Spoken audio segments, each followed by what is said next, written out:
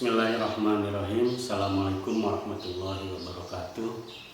Raditu billahi robba wa bil islami dina wa bi muhammadin nabiyya wa rasulah. Rabbi shrah li sadri wa yassir li amri wahlul 'uqdatam min lisani yafqahu qawli. Anak-anakku peserta didik baru SMK Ponpes Manbololum yang berbahagia. Pertama, izinkan Bapak mengucapkan selamat datang di SMK Ponpes Manbololum.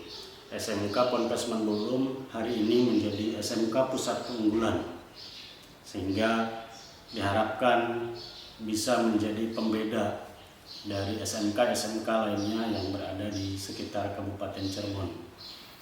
Anak-anakku semua, dalam kesempatan kali ini Bapak akan berbicara selaku Wakasek Hubungan Industri, sehingga akan berbicara tentang apa yang akan kalian dapatkan selama di SMK Ponpes di bagian hubungan industri. Sebelum ke arah sana, izinkan Bapak bertanya dulu kepada kalian, mengapa kalian sekolah di SMK? Bukan di SMK Ponpes Manbololum, tapi di SMK. Ketika pertanyaan mengapa masuk SMK, biasanya secara umum orang menyebutkan akan mudah bekerja. Gitu. Nah, oleh karenanya itu harus ditentukan oleh kalian. Kira-kira apa yang menjadi tujuan kalian sehingga kalian memilih SMK dibanding sekolah-sekolah lainnya. Di antaranya adalah SMA dan Aliyah. Jika kemudian kalian memilih bekerja, maka sebetulnya ada pertanyaan lanjutan. Mau bekerja di mana? Gitu. Apakah mau bekerja di perusahaan-perusahaan yang besar atau bekerja yang penting bekerja? Atau juga kemudian pertanyaan lainnya, apakah kalian ingin bekerja di dalam negeri atau kemudian bekerja di luar negeri? Nah, poin-poin itu nanti akan kalian dapatkan selama 3 tahun menjadi siswa SMK Ponpes Manbololum. Nah, untuk sebelumnya nanti Bapak akan meluruskan dulu bahwa sebetulnya seseorang masuk kepada SMK itu tidak melulu persoalan ingin bekerja. Di SMK itu ada dikenal istilah BMW. B-nya itu adalah bekerja, M-nya adalah melanjutkan, W-nya adalah wirausaha. Jadi ada 3 target peserta didik SMK, termasuk SMK Ponpes Manbololum, yaitu adalah menghantarkan peserta didiknya menjadi setelah lulus itu, yaitu yang pertama bekerja, yang kedua melanjutkan ke perguruan tinggi, dan yang ketiga adalah berwirausaha. 3 komponen ini akan kalian dapatkan selama menjadi siswa SMK Ponpes Manbololum. Untuk menjadi bekerja, nanti di pelajaran-pelajaran semuanya akan mengarah ke sana. Bagaimana pelajaran-pelajaran itu bisa menghantarkan kalian mudah masuk kerja. Contohnya, di pelajaran bahasa Indonesia akan diajarkan bagaimana membuat lamaran kerja yang baik, bagaimana membuat kurikulum vitae atau daftar riwayat hidup yang baik, gitu. Begitupun di pelajaran informatika atau berbasis TIK, gitu, komputer, itu akan dibuat bagaimana membuat daftar riwayat hidup yang menarik, bagaimana membuat lamaran kerja melalui sebuah aplikasi, karena sekarang semuanya sudah serba online. Itu dalam sisi bekerja. Untuk melanjutkan, nanti akan dibekali juga bagaimana tes potensi akademik, gitu. Itu bisa kalian dapatkan di pelajaran-pelajaran termasuk bahasa Indonesia, bahasa Inggris, matematika, dan yang lainnya. Untuk berwirausaha, itu ada yang namanya materi kewirausahaan. Sehingga 3 komponen ini, yang bekerja, yang melanjutkan, yang berwirausaha, ini semuanya akan digembleng dan diarahkan sesuai dengan potensi dan keinginan masing-masing. Oleh karenanya, Bapak sangat mengharapkan dari sekarang silahkan tentukan harapan dan keinginan kalian. Boleh nggak berubah? Boleh. Tetapi yang dominan sekarang ingin kalian lakukan itu apa? Apakah bekerja, apakah melanjutkan, atau wirausaha? Itu yang pertama. Karena tanpa kalian menentukan tujuan dari kalian masuk SMK untuk apa, itu kalian akan kesulitan.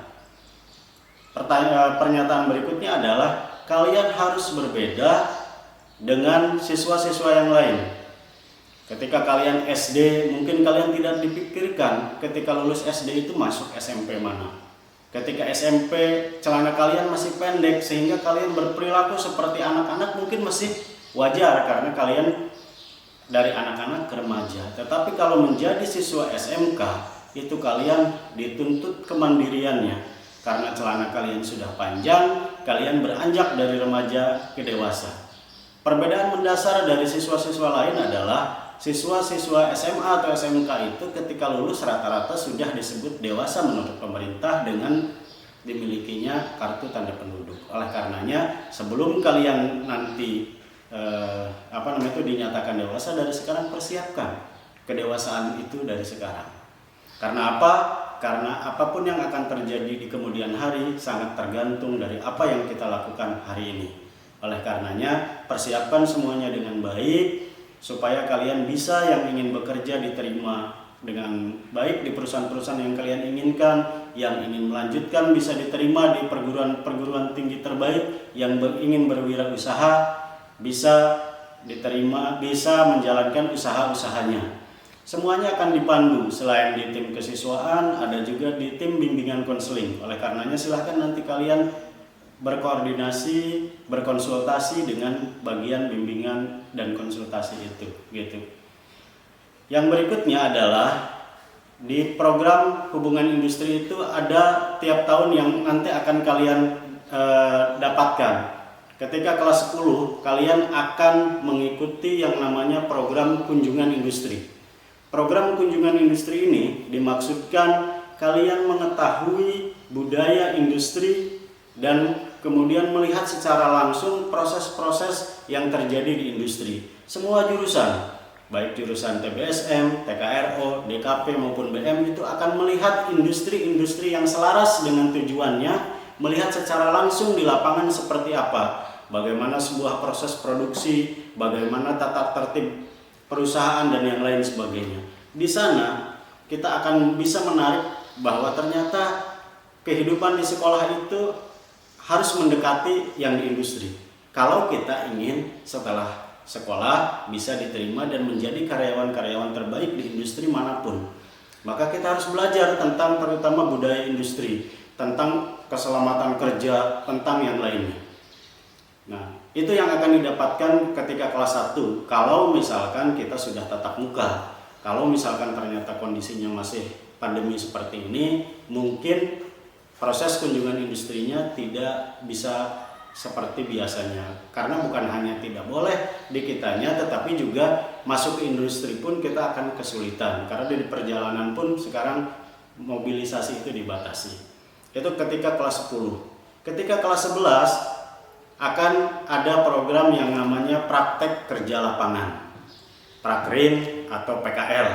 Apa tujuan dari Prakrin itu? Tujuan Prakrin bagi siswa yang pertama adalah diharapkan dapat mengimplementasikan materi yang selama ini didapatkan di sekolah sehingga dapat diterapkan dengan baik. Yang kedua, menyerap hal-hal yang terjadi di industri untuk diterapkan di sekolah, karena bisa jadi ada kesenjangan antara secara teori di sekolah dengan secara praktek di lapangan.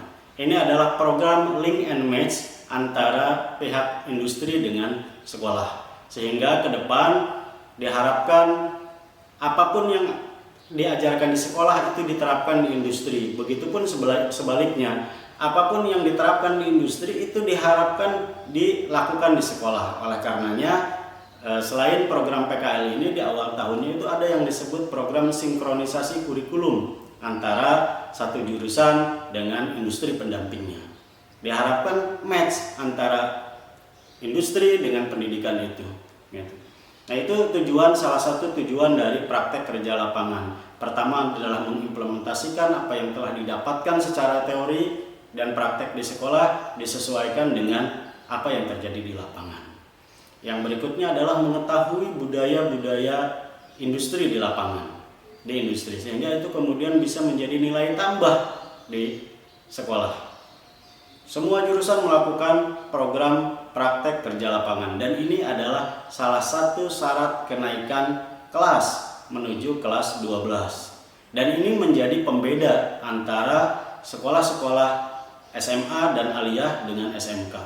Program ini wajib diikuti oleh semuanya dan semuanya harus melakukan yang disebut praktek kerja lapangan.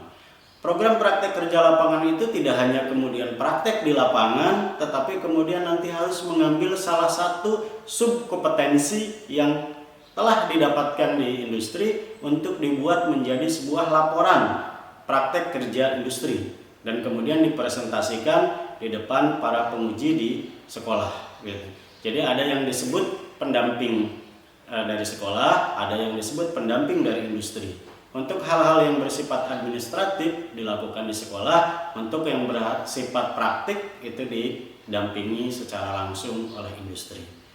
Berikutnya juga nanti akan ada evaluasi dari industri. Oh ternyata peserta didik kita itu yang kurang A, B, C, D, dan itu kemudian input-input itu yang meningkatkan program-program di sekolah.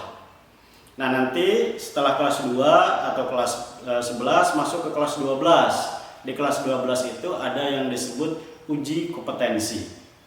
Ini juga sama, uji kompetensi ini dilakukan oleh instruktur atau oleh penguji internal dari sekolah dan oleh penguji eksternal dari industri pendamping. Sehingga outputnya itu peserta didik sesuai dengan yang diharapkan oleh industri. Kenapa uji kompetensi ini harus dilakukan? Uji kompetensi ini diibaratkan seperti quality control dalam sebuah industri, bahwa peserta yang akan diluluskan itu harus sudah sesuai dengan harapan, dengan target dari kompetensi-kompetensi yang diajarkan. Sehingga semua yang keluar itu di SMK perbedaannya adalah dia memiliki ijazah dan dia juga memiliki sertifikat kompetensi. Karena sertifikat kompetensi ini nilainya adalah kompeten atau tidak kompeten. Misalkan jurusan TBSM sudah dinyatakan kompeten dalam sisi misalkan tune up motor matic misalkan gitu, dan yang lain sebagainya, termasuk di jurusan TKRO, DKP, begitu juga di BN.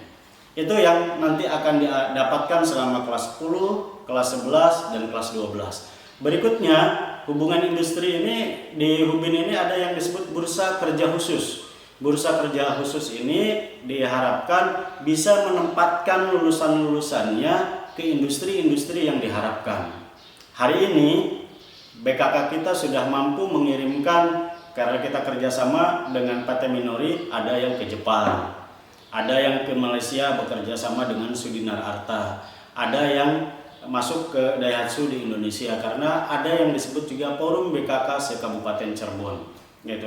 Nah di sini tugas dari BKK dan Hubin itu selain program yang tadi di awal adalah bagaimana serapan kerja bisa meningkat, bagaimana alumni-alumni dari SMK Ponpes itu mampu dihantarkan ke tempat-tempat kerja yang mereka inginkan. Oleh karenanya fungsi BKK adalah mempersiapkan itu semua, dari mulai bagaimana kerjasama dengan industri, bagaimana sistem rekrutmennya bisa dilakukan di sekolah ataupun di sekitar Cirebon, sehingga kemudian tidak jauh-jauh ke daerah Jabotabek atau Jakarta.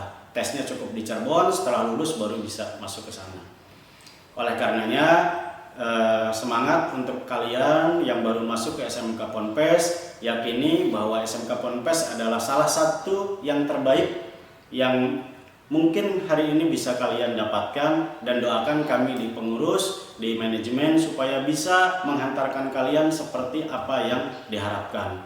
Jangan takut untuk proses-proses kerja dan yang lain sebagainya. Juga di sini ada program yang disebut psikotes. Jadi psikotes, wawancara, dan yang lainnya juga bisa jadi diajarkan. Selain yang tadi di depan sudah disebutkan bagaimana membuat lamaran kerja, bagaimana membuat daftar riwayat hidup yang baik, itu kemudian bagaimana menghadapi psikotes, bagaimana menghadapi interview, itu nanti akan menjadi tugas selain BKK juga bagian BK, dan di tim kesiswaan nanti akan dibicarakan semuanya, dan Hubin gitu. Itu akan dibicarakan semuanya sehingga semuanya bisa berjalan sesuai dengan apa yang kita harapkan. Itu saja yang bisa disampaikan, kurang lebihnya mohon maaf. Sekali lagi selamat datang di SMK Ponpes Manggulung, dan marilah kita menjadi bagian yang bisa menghantarkan SMK Ponpes Manggulung ke arah yang lebih baik. Karena yang bisa menghantarkan SMK Ponpes bukan hanya kami, tetapi termasuk siswa-siswanya. Dengan kalian lebih kreatif, dengan kalian lebih rajin, dengan kalian lebih bagaimana bagaimana mengikuti semua kegiatan, itu bisa jadi menjadi nilai tambah dari SMK Ponpes Manggulung. Cintai SMK Ponpes Manggulung, besarkan bersama-sama, dan kemudian kita berharap SMK Ponpes Manggulung bisa menjadi SMK favorit di Kabupaten Cirebon. Terima kasih. Billahi fisabilil haq. Wassalamualaikum warahmatullahi wabarakatuh.